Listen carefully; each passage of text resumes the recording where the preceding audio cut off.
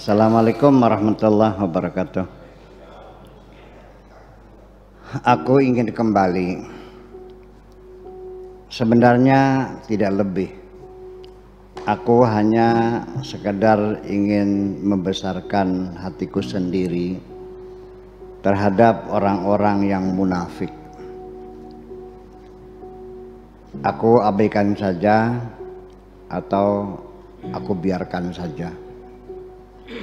Karena kemunafikan itu sebetulnya adalah penyakit hati, yaitu hati yang tidak meyakini apapun. Apa saja yang dinyatakan hanya kepalsuan. Karena kemunafikan itu satu penyakit, jadi aku perlakukan saja sebagai orang sakit. Karena terlalu banyak orang yang munafik di sekitarku yang bermain secara tersembunyi, sehingga mengakibatkan aku berpisah darimu. Untuk itu tetap aku abaikan, hanya saja harus lebih berhati-hati. Seringkali aku mengalami kegagalan disebabkan ulah mereka.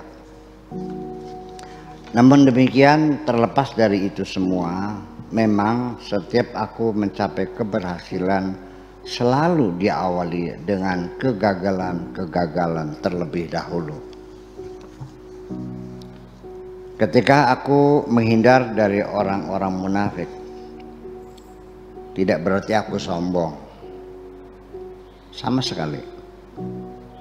Mesti dibedakan antara sombong dengan menjunjung harga diri. Kegagalan kita bukan hanya direcoki oleh mereka orang-orang munafik, tetapi lebih banyak disebabkan kita menciderai diri kita sendiri, yaitu kebiasaan menunda dengan ungkapan nanti saja, lain kali, dan sebagainya yang tidak berujung. Untuk menyampaikan penghargaan kapan-kapan, untuk menyampaikan maaf gampang lain waktu, untuk menyelesaikan pekerjaan gampang dilanjutkan esok. Sepertinya kita menjamin bahwa umur kita masih panjang. Sepertinya kita menjamin bahwa umur kita masih panjang. Memang pada akhirnya menunda pekerjaan hari ini kepada esok hari adalah merupakan permulaan suatu kegagalan. Dipandang dari sudut lain, bisa terjadi satu kegagalan yang kita hadapi pada hari ini, ternyata esok harinya kita baru tahu bahwa apa yang telah terjadi itulah yang terbaik buat diri kita. Seperti halnya apa yang terjadi atas diriku. Kebahagiaanku bersamamu kurasakan tidak berarti. Tetapi setelah lepas dari genggaman tanganku, baru aku tahu, baru aku merasakan betapa besarnya cintamu telah membahagiakan diriku. Kehidupan di dunia ini hanya terbagi 3 waktu. Pertama, kemarin telah kita lalui dengan segala suka dan dukanya, tetapi tidak akan kembali. Kedua, hari ini sedang kita jalani, tidak abadi. Ketiga, esok hari kita tidak tahu apa yang bakal terjadi. Apakah kita bisa berkumpul lagi? Bagaimana nasib kita selanjutnya tidak dapat dibaca. Perpisahan kita gara-gara engkau memaksakan diri ingin menjadi pejabat. Sama sekali tidak pernah terbayangkan. Sebetulnya aku baru tersadar, wahai kekasihku, bahwa seringkali orang tidak terlalu membutuhkan nasihat-nasihat karena sudah banyak nasihat.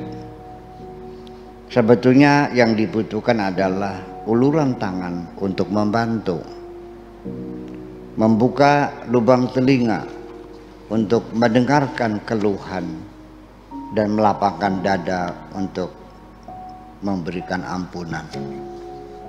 Dulu aku tidak pernah merasa puas dengan pengabdianmu, karena aku punya asumsi seorang perempuan yang jadi pejabat tidak mungkin dapat memanjakan suami.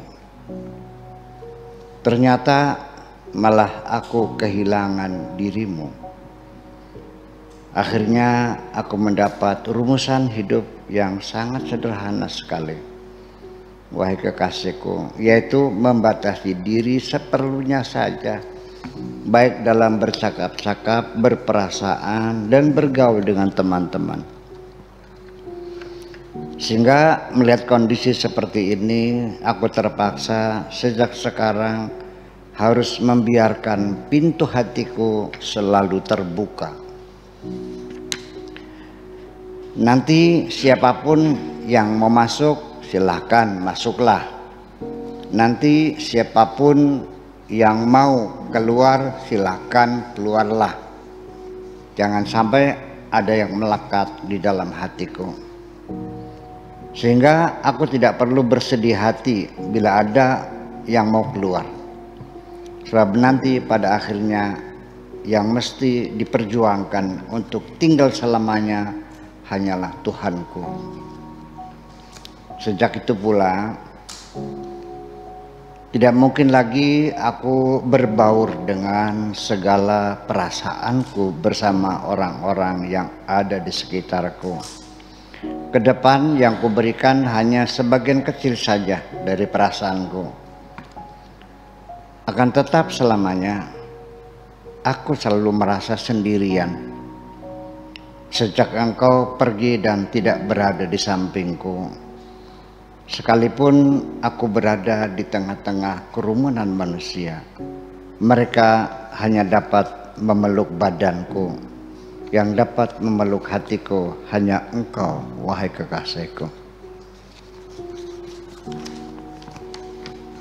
Dari sejak dulu aku sudah mengatakan bahwa aku tidak suka engkau menjadi pejabat.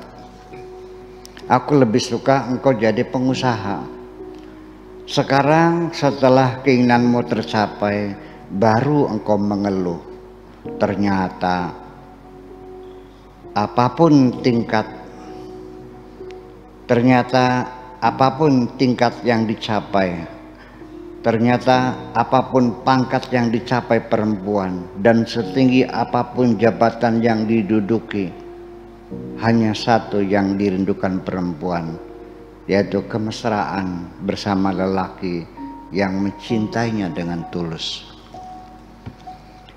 Aku sangat mengerti, tentu engkau sangat merindukan seorang lelaki yang memegangi pundakmu, menanyakan apa kabar, dan mau mendengarkan detak jantungmu, lalu berbisik, tak usah bersedih hati, wahai kekasihku.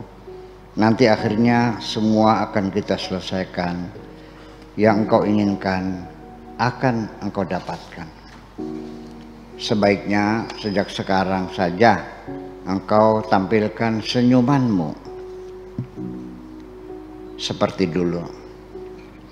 Sekalipun tidak menunjukkan engkau sedang riang, tetapi minimal engkau masih punya harapan dan dapat menumbuhkan keberanian dalam hatiku untuk mengambil keputusan.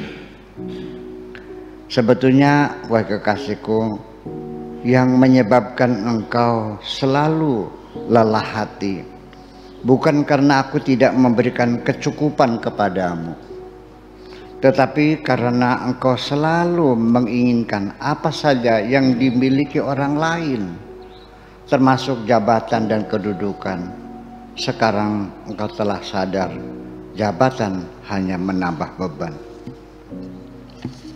Ketika engkau telah menyadari kesalahanmu sampai mengakibatkan perpisahan kita, aku tidak ingin mengabadikan dosamu untuk selamanya. Boleh jadi aku tidak tahu Tuhan telah mengampuni segala dosamu, sehingga akibatnya aku sendiri harus menanggung dosa karena aku telah menghakimi dirimu. Bagiku sangat mudah sekali untuk memaafkan segala kesalahanmu setelah kita perbaiki segala kesalahan. Tetapi rahasia yang telah engkau bocorkan melalui teman-temanmu, bagaimana caranya memulung kembali berita yang telah tersebar dari mulut ke mulut, dan aku tidak tahu berapa luas sebarannya. Oleh karena itu, wahai kekasihku, sementara ini aku memilih untuk diam saja. Rasanya tidak nyaman bercakap-cakap dengan teman-teman, bukan karena apa-apa, melainkan karena aku merasa lebih nyaman sendirian. Terlalu mudah kita mengucapkan cerai karena belum pernah merasakan penderitaannya.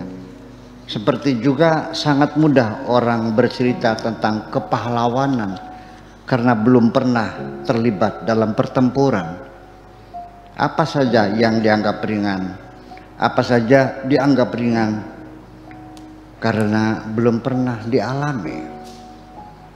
Apabila masa jabatanmu telah selesai, lalu engkau ingin kembali kepadaku, silahkan saja.